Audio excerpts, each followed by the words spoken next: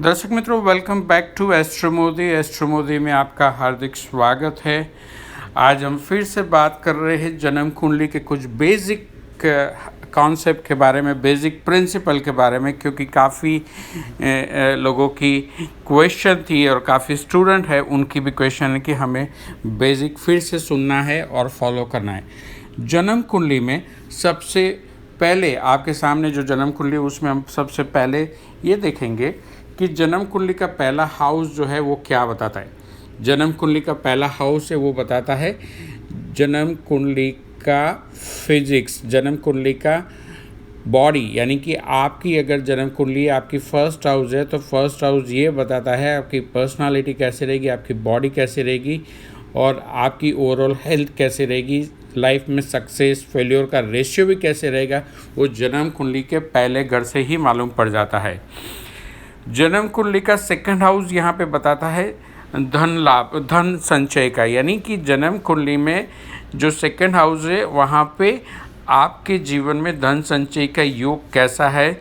Income चाहे जितनी भी हो, चाहे इनकम कम हो या इनकम ज़्यादा हो, लेकिन यहाँ पे सेविंग की एबिलिटी अगर देखनी है, काफ़ी क्वेश्चंस आते हैं कि हमारे पास पैसे का सेविंग नहीं होता है, इनकम अच्छी है, लेकिन इसका मतलब यही है कि जन्म कुंडली का सेकंड भाव में कोई प्रॉब्लम है, यानी कि जन्म कुंडली का सेकंड हाउस अगर अच्छा है तो आपकी धन संचय यानी धन बचत करने की जो संभावना है वो काफ़ी अच्छी हो जाती है, काफ़ी ऊंचे तक जाती है सेविंग एबिलिटी।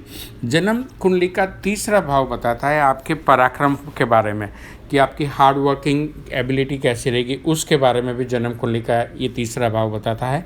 अगर मान लीजिए जन्म कुंडली का आपका तीसरा भाव डिस्टर्ब है तो मान लीजिए आपका जो पराक्रम करने की क्षमता है वो क्षमता आपके अंदर नहीं रहेंगी और आप हमेशा लाइफ में शॉर्टकट ढूंढने की कोशिश करेंगे। तो ये जो थर्ड हाउस है भृगु संहिता लाल किताब में, उसका बहुत महत्व है, क्योंकि ये थर्ड हाउस डायरेक्टली देख रहा है सेवन्थ इफेक्ट से डेस्टिनी हाउस को, यानी जब तक पराक्रम नहीं होगा तब तक भाग्य नहीं होगा।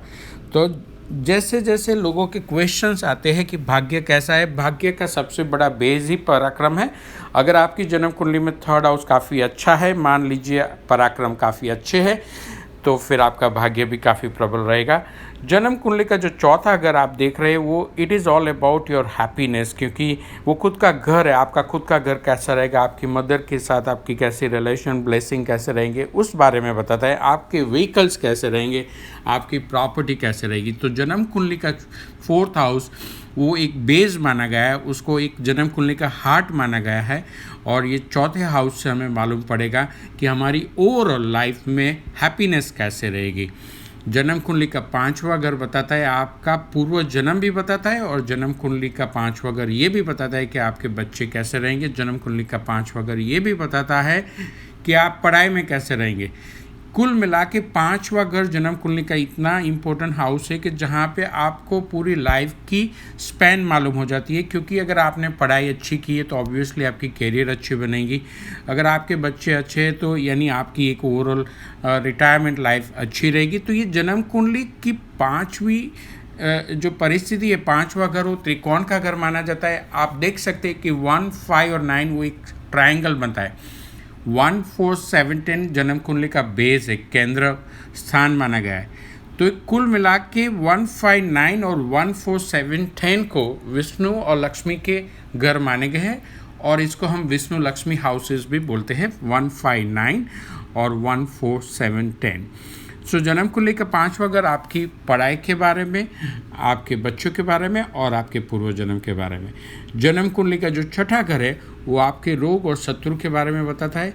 जन्म कुंडली का छठा घर आपका अगर अच्छा है तो आपको नौकरी भी अच्छी मिलेगी, क्योंकि ये जन्म कुंडली का सबसे बड़ा जॉब हाउस माना गया है। So 6 house has got no connection with the business, लेकिन अगर आपका जन्म कुंडली का छठा घर बहुत अच्छा है तो मान लीजिए आपको नौकरी बहुत अच्छी मिलेगी। जन्म कुंडली का 7वें घर के बारे में हम बात करते हैं। जन्म कुंडली का 7th हाउस जो होता है it is all about your life partner and business partner, overall your public life के बारे में भी बताता है। अगर जन्म कुंडली का 7th हाउस काफ़ी अच्छा है तो आपको लाइफ पार्टनर, बिजनेस पार्टनर और ओवरऑल पब्लिक लाइफ से काफ़ी अच्छा फ़ायदा मिलेगा। हालांकि जन्म कुंडली में 10th हाउस को भी पब्लिक हाउस बेस माना गया है, लेकिन अगर आप गिनेंगे तो ये 10वें घर से 10वां घर है, यानी 10th हाउस से 10th हाउस बनता है 7th हाउस। सो 7th हाउस अगर आपका अच्छा है, शुभ ग्रह यहाँ पे बैठे हुए हैं, तो मान लीजिए जन्म कुंडली में ये बताता है कि आपको, यानी जन्म कुंडली के साथ 7th हाउस में शुभ ग्रह की दृष्टि भी अगर होती है तो ये बताता है लाइफ पार्टनर, बिजनेस पार्टनर और ओवरऑल आपकी जो लाइफ है, पब्लिक लाइफ बहुत अच्छी रहेगी। अगर मान लो शुभ ग्रह की दृष्टि नहीं है तो काफ़ी और भी एंगल से हमें कुंडली को देखना पड़ता है, उसके बारे में हम अगले वीडियो में बात करेंगे। लेकिन 7th हाउस के बारे में बेसिक नॉलेज होना ज़रूरी है, जो अभी आपको बताया गया है। जन्म कुंडली का 8th हाउस क्या बताता है? जन्म कुंडली का 8th हाउस बताता है, आप दर्शक मित्रों ऐसे ही याद रख सकते हैं कि जन्म कुंडली का 8th हाउस है 3A, यानी A फॉर अकस्मात, A फॉर आयुष्य, A फॉर अस्क्यामत। अस्क्यामत का मतलब होता है कि आपकी प्रॉपर्टी कैसे रहेगी, यानी ओवरऑल आपकी जो फोर फादर्स से प्रॉपर्टी कैसे रहेगी उसके बारे में बताता है। तो जन्म कुंडली का 8वां घर काफ़ी रहस्यमय घर माना गया है। काफ़ी अच्छी सेलिब्रिटीज़ को और काफ़ी अच्छे बड़े बिजनेसमैन की कुंडली में भी 8th हाउस का फोकस बताया गया है कि अगर आपका 8th हाउस अच्छा है तो आपको कोई ना कोई एक डिवाइन कनेक्शन आकर हेल्प करता है, समथिंग आउट ऑफ बॉक्स, कोई सडनली आपको गेन हो जाता है, सडन हेल्प मिल जाती है। तो ये जो 8th हाउस का जो कनेक्शन जो है वो काफ़ी अच्छा कनेक्शन है स्पिरिचुअल पावर से और डिवाइन कनेक्शन से। तो जन्म कुंडली का 8th हाउस बताता है आयुष्य, अस्क्यामत और अकस्मात। अगर आपकी छोटी मोटी इंजरीज होती है, अकस्मात होते हैं, वो भी 8th हाउस से मालूम पड़ जाता है कि शायद 8th हाउस पे कोई अशुभ ग्रह की दृष्टि होगी या 8th हाउस काफ़ी वीक है, तो आपको छोटे मोटे अकस्मात होने की संभावना है। जन्म कुंडली का 9th हाउस बताता है ओवरऑल आपका भाग्योदय के बारे में। जैसे पहले बताया कि 3rd हाउस में हम देखते हैं हमारे पराक्रम, हमारे हार्ड वर्क की एक एबिलिटी के बारे में देखते हैं, लेकिन यहाँ पे 9th house is all about your destiny. जब तक पराक्रम अच्छा नहीं होगा तब तक भाग्य बनेगा नहीं, इसीलिए पराक्रम स्थान के सामने ही भाग्य का स्थान है जन्म कुंडली में। और भाग्य स्थान ये बताता है कि आपका भाग्योदय कब होगा, कैसे होगा। 9th हाउस ये भी बताता है कि आप विदेश में जाके सेटल होंगे या नहीं होंगे। 9th हाउस ये भी बताता है कि आपका अगला जन्म कैसा होगा। जैसे आपको पहले बताया जन्म कुंडली में 5वां घर बताता है पिछला जन्म, ये लास्ट कार्मिक account, and 9th house is all about your next कार्मिक अकाउंट, कि आप कैसे भाग्यवान रहेंगे नहीं रहेंगे अगले जन्म में, उसके बारे में बताता है। जन्म कुंडली का जो 10th हाउस होता है वो काफ़ी बड़ा इम्पोर्टेंट हाउस है, क्योंकि यहाँ से पूरा एक कुंडली का एक पावर सेंटर बाहर आता है। कुंडली का पावर सेंटर ऐसे बाहर आता है कि अगर मान लीजिए 10th हाउस काफ़ी पावरफुल है तो आप काफ़ी बड़ी ऊंचाइयों पे बिजनेस करेंगे, काफ़ी बड़े ऊंचे ओहदे पे काम करेंगे, जॉब या हो बिजनेस हो। 10th हाउस को बिजनेस हाउस भी माना गया है, 10th हाउस को फादर हाउस भी माना गया है। अगर 10th हाउस के ऊपर शुभ ग्रह की दृष्टि है तो you have an excellent support from the father, from the business.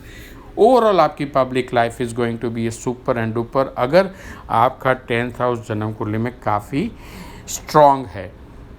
जन्म कुंडली का 11वां हाउस बताता है वो आपकी ओवरऑल इनकम। दर्शक मित्रों पहले पता है कि जन्म कुंडली का 2nd हाउस भी धन भाव है, 11वां हाउस भी धन भाव है, लेकिन यहाँ पे हेयर लाइन डिफरेंस है, क्योंकि 11th हाउस जो है वो आपका ओवरऑल इनकम के बारे में हाउस है, और 2nd हाउस जो है वो आपकी ओवरऑल सेविंग की एबिलिटी बताते हैं। तो जन्म कुंडली के 11वें भाव से आपको मालूम पड़ जाएगा कि हमारी ओवरऑल इनकम कैसे रहेगी। अगर मान लो जन्म कुंडली के 11वें भाव पे काफ़ी शुभ ग्रह की दृष्टि और या शुभ ग्रह बैठे हुए हैं, हालांकि 11वें हाउस में तो ऐसा भी लिखा गया है लाल किताब और भृगु संहिता में कि अशुभ ग्रह भी यहाँ पे शुभ ग्रह हो जाता है।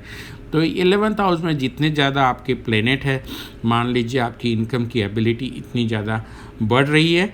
और जन्म कुंडली का 12th हाउस है, जैसे पहले बताया 1st house is about your जन्म, इसीलिए उसको बोलते हैं जन्म लग्न, और 12th house is about your मोक्ष, और 12th house is all about your व्यय स्थान। मान लीजिए जन्म कुंडली में 12th हाउस में अगर कोई अशुभ ग्रह बैठे, मान लीजिए राहु बैठे, तो ये बड़ा डेंजर सिचुएशन बन जाता है, क्योंकि 12th हाउस राहु एक बंधन योग कराता है, जेल योग करता है। लेकिन 12th हाउस में मान लीजिए कोई शुभ ग्रह बैठे, जुपिटर बैठे हुए या दैत्य गुरु शुक्र भी है, तो 12th हाउस में वो काफ़ी अच्छा माना गया है काल पुरुष की कुंडली में भी 12th हाउस गुरु का घर है, इसीलिए 12th हाउस गुरु होना वो एक अपने आप में एक बड़ी उपलब्धि है। और 12th हाउस गुरु को यहाँ पे ये भी प्रेडिक्शन माना जाता है कि ये मोक्ष, ये जातक का मोक्ष होगा। जो भी जिसको मेल फीमेल जिसको भी 12th हाउस में गुरु हो तो उसको एक मोक्ष का मोक्ष रहेगा अगला जन्म। मीन्स इसके बाद ये जन्म के बाद उनका मोक्ष होगा। एक बड़ी उपलब्धि है 12th हाउस में गुरु का होना। 12th हाउस में शुक्र का होना ये बताता है कि आपकी लाइफस्टाइल काफ़ी अच्छी रहेगी, क्योंकि 12th हाउस शुक्र ये बताता है कि आपकी स्पेंडिंग पावर काफ़ी अच्छी